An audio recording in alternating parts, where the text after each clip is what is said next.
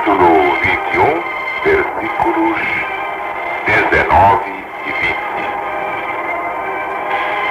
E os fundamentos do muro da cidade estavam adornados de toda a pedra preciosa. O primeiro fundamento era jaspe, o segundo safira, o terceiro calcedônia, o quarto esmeralda, o quinto sardônica, o sexto sárdio, o sétimo crisólito, o oitavo berilo, o nono topázio, o décimo crisópraso, o undécimo jacinto, o duodécimo ametista. Eis aí uma cidade literal. Se considerarmos esta descrição exclusivamente metafórica, como acontece com a grande maioria dos que professam ser mestres da Bíblia, e espiritualizarmos esta cidade, reduzindo-a apenas a uma inanidade aérea, quão descabidas, diríamos até quão estúpidas se manifestam estas minuciosas descrições do profeta.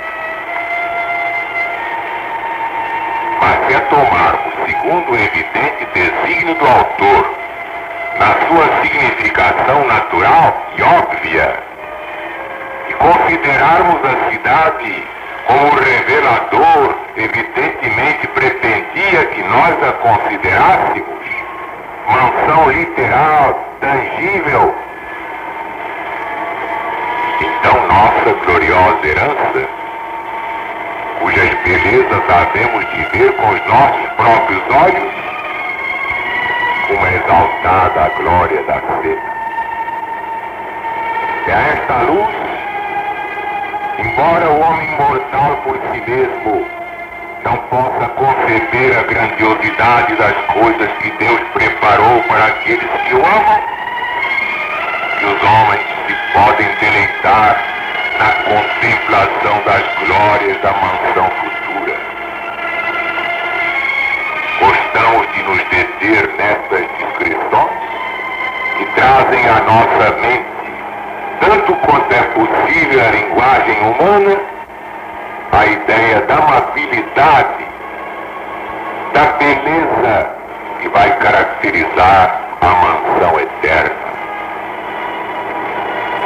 E ao nos absorvermos na contemplação de uma herança tangível, concreta, a coragem renasce, se reaviva a esperança e a fé empluma suas asas. Com profundo sentimento de ação de graças a Deus, por ter posto ao nosso alcance obter uma entrada nas mansões dos remidos, resolvemos de novo, apesar do mundo e de todos os seus obstáculos, encontrar-nos entre os participantes da vida celestial. Contemplemos, portanto, as preciosas pedras fundamentais dessa linda cidade,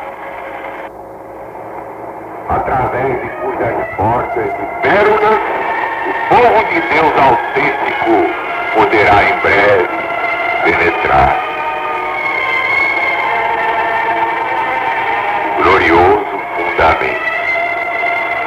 Escreve Stuart: a palavra adornados pode suscitar aqui a dúvida se o autor quer dizer que nas várias camadas do fundamento, só aqui e ali, estavam engastadas pedras preciosas ornamentais.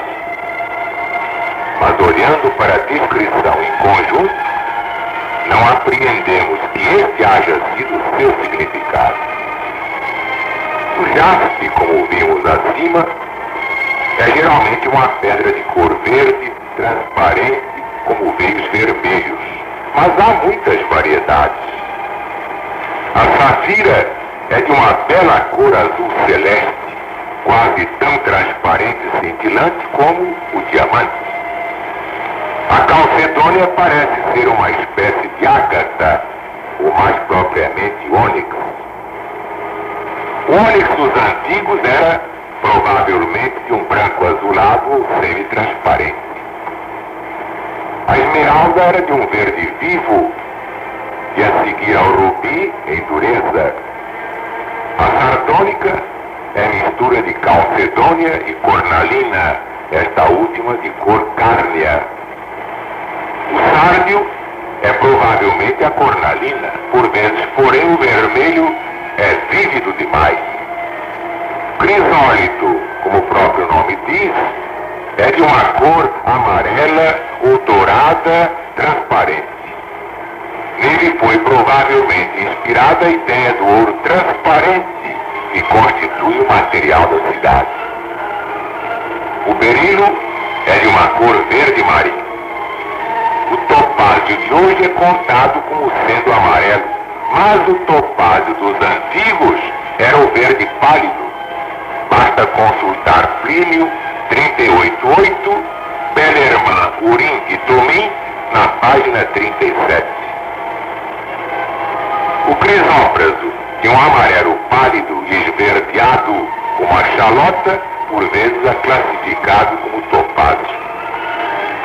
O jacinto é de uma cor vermelha carregada ou violeta. A ametista é uma pedra de grande dureza e brilho, de cor violeta e que se encontra geralmente na Índia.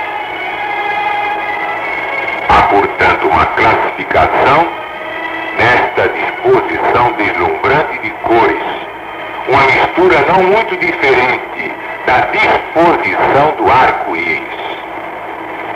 É uma beleza que está acima do entendimento mortal. Versículo 21. E as 12 portas eram 12 pérolas. Cada uma das portas era uma pérola. E a praça da cidade de ouro puro como vidro transparente. Quer compreendamos que estas portas eram de pérolas maciças, quer compostas de pérolas densamente incrustadas em algum outro material precioso, não afeta o testemunho.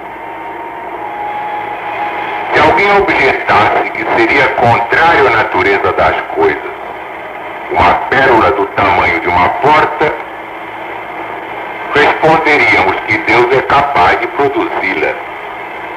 A objeção simplesmente limitaria o poder infinito de Deus. Mas em ambos os casos, as portas teriam exteriormente a aparência de pérolas e na linguagem comum seriam descritas como portas de pérolas. E as ruas de ouro puro?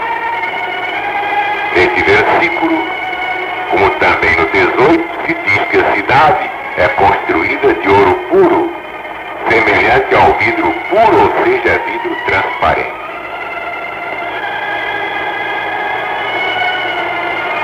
Não é necessário concluir desta linguagem que o ouro seja por si mesmo transparente. Vós considerai, por exemplo, que constitui o pavimento da rua. Se fosse realmente transparente, apenas nos permitiria olhar através dele e ver o que estava por baixo da cidade, o substrato sobre que repousa, espetáculo que não podemos considerar como particularmente agradável. Mas suponhamos que o áureo pavimento da cidade é tão polido que reflita perfeitamente como o mais verdadeiro espelho, e podemos imediatamente ver que o efeito seria em extremo grandioso, verdadeiramente impressionante. Imaginai um momento que seja qual seria o aspecto de uma rua assim pavimentada. Os suntuosos palácios de ambos os lados se refletiriam. A ilimitada expansão dos céus apareceria pareceria também espelhado, de modo que, ao que andasse por essas ruas de ouro, pareceria que tanto ele como a cidade estavam suspensos entre as infinitas alturas e as insondáveis profundidades. Era um espetáculo grandioso, acima de tudo que se pode conceber. Versículo 22. E nela não vi templo, porque seu templo é o Senhor Deus Todo-Poderoso e o Cordeiro. É o templo vivo. Com o templo está relacionada a ideia de sacrifício e obra de mediação. Mas quando a cidade for localizada na terra, esta obra não se realizará. Mas o templo na velha Jerusalém, além de ser um lugar para oferta de sacrifícios, constituía a beleza e a glória da cidade. E como se fosse para antecipar a pergunta do que constituiria o ornamento e glória da nova cidade, se ali não houvesse templo, o profeta responde: seu templo é o Senhor Deus Todo-Poderoso e o Cordeiro de Deus. Parece que há agora um templo na cidade. Capítulo 16, versículo 17. A revelação não nos informa sobre o que acontecerá a esse templo quando a cidade descer. Talvez seja removido da cidade, destinado a outro uso, de modo que deixe de ser o templo de Deus. Versículo 23.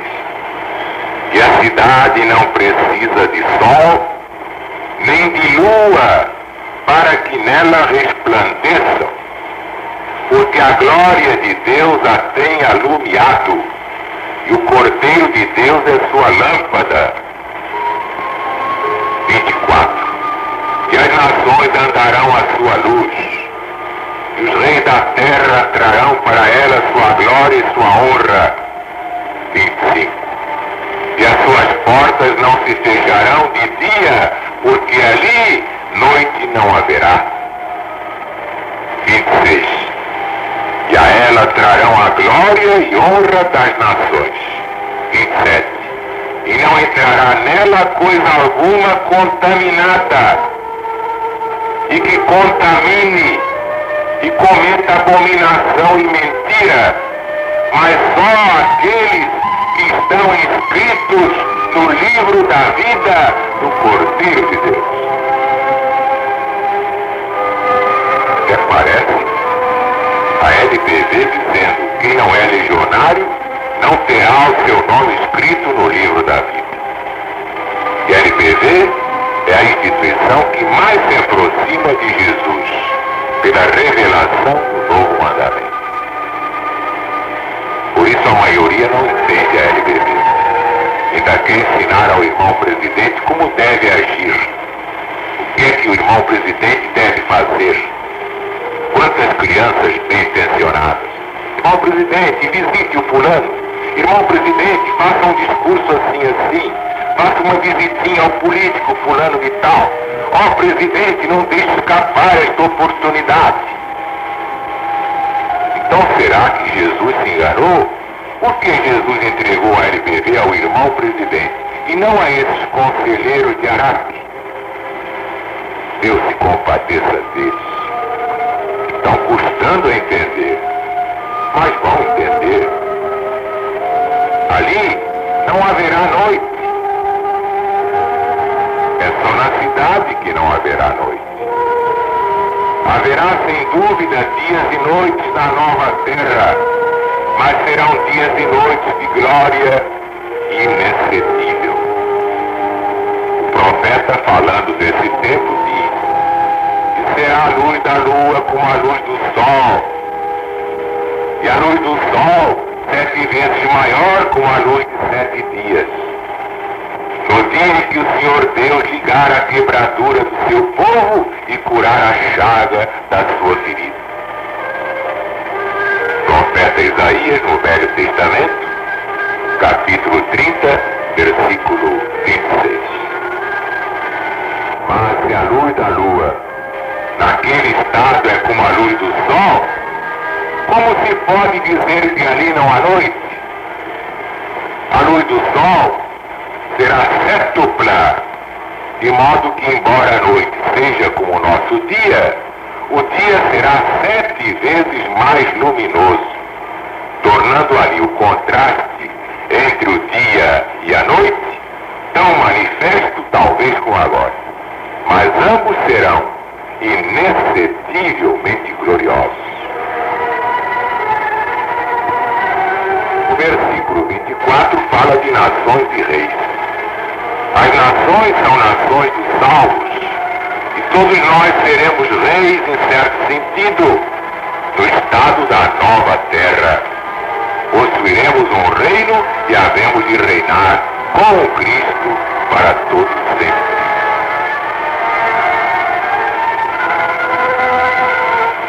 Mas segundo algumas parábolas do Salvador, como por exemplo no Evangelho, segundo São Mateus capítulo 25, 21 a 23, alguns ocuparão, em sentido especial, a posição de governadores e podem assim chamar-se reis da terra em relação às nações dos salvos. Estes levam a cidade a sua glória e honra, quando aos sábados e luas novas ali sobem para adorar o Senhor Deus. Profeta Isaías, capítulo 66, versículo 22.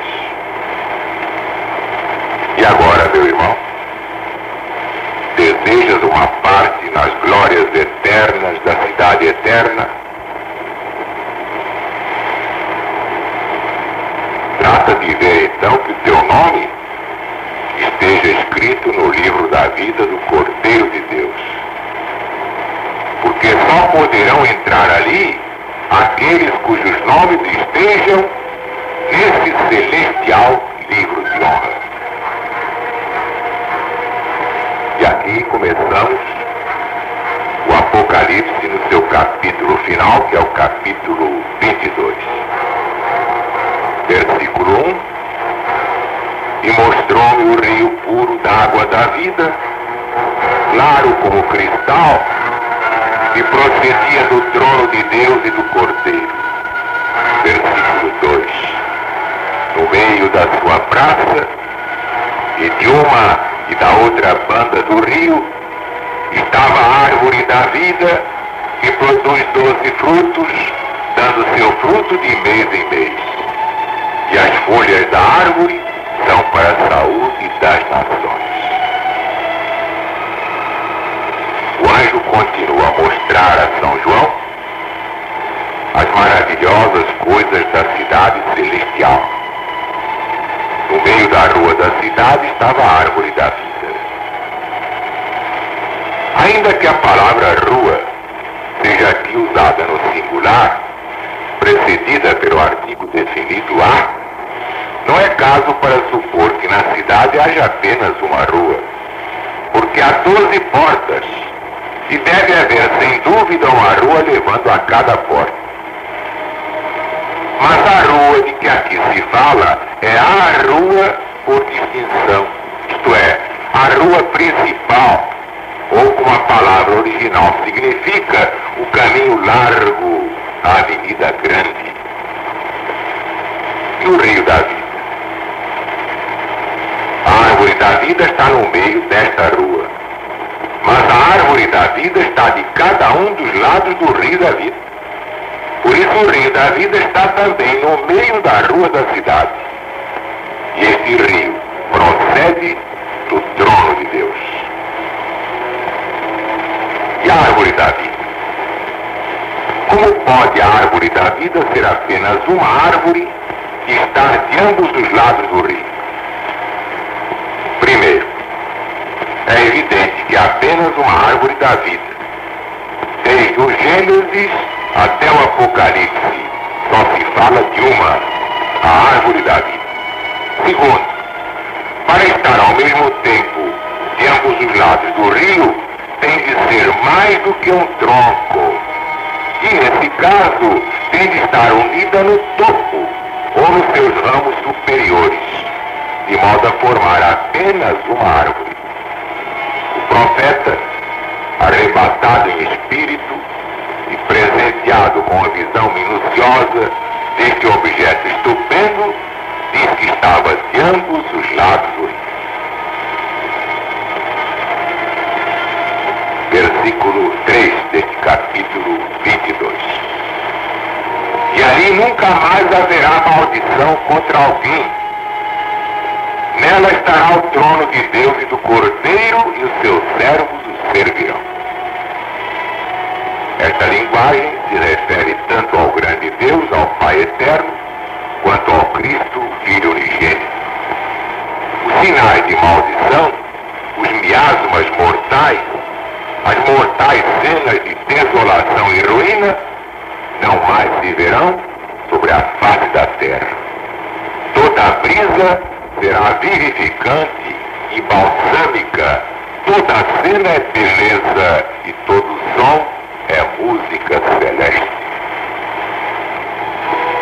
Versículo 4. E verão seu rosto, e nas suas testas estará o seu santo nome.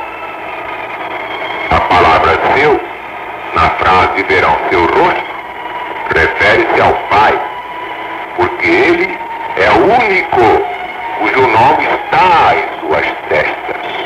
E que é o Pai, nós o sabemos pelo capítulo 14, versículo 1.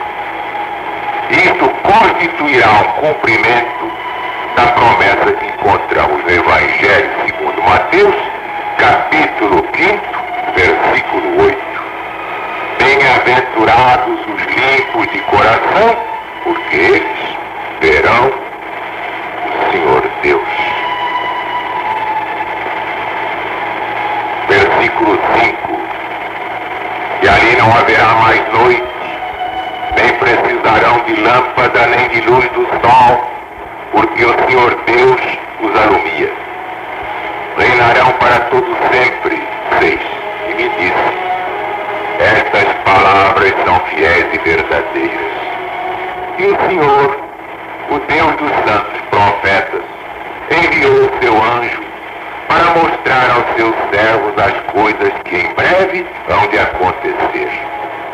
7. Eis que cedo venho, bem-aventurado aquele que guarda as palavras da profecia deste livro. Aqui de novo, temos a declaração de que não haverá noite na cidade, porque o Senhor Deus terá toda a luz.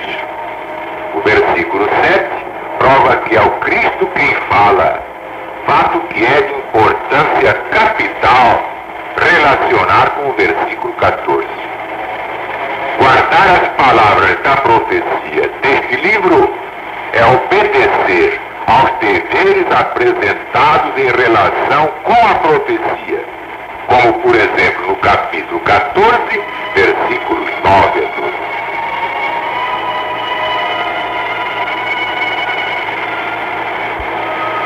Meus amigos, meus irmãos, desde que eu iniciei a exposição do Apocalipse, tenho andado sob o fogo da treva, fogo cerrado, principalmente entre os dias 2 e 17 deste mês. Nunca me ocorreu um tiroteio cerrado como nesse período, quando tratei da prisão da besta, da liquidação do espírito do mal e os seus sequazes no mundo. Nunca passei tanta provação como nesse período de 2 a 17, hoje exatamente hoje.